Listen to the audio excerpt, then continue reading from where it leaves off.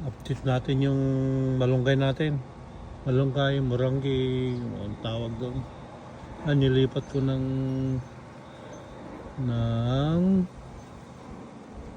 ano bang sabihin kong word, nilipat ko silang pwesto.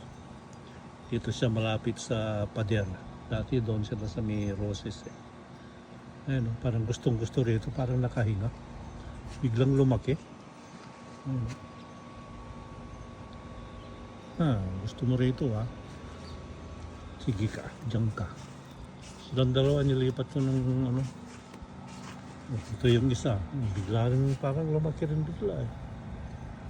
So nakita lang kasi doon nakatago. Ngayon may hangin pa. Ayos, diyan kayo, dito kayo. Update yan, ito ang update ng malunggay natin.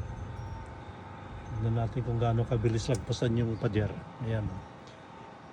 Isang block na lang.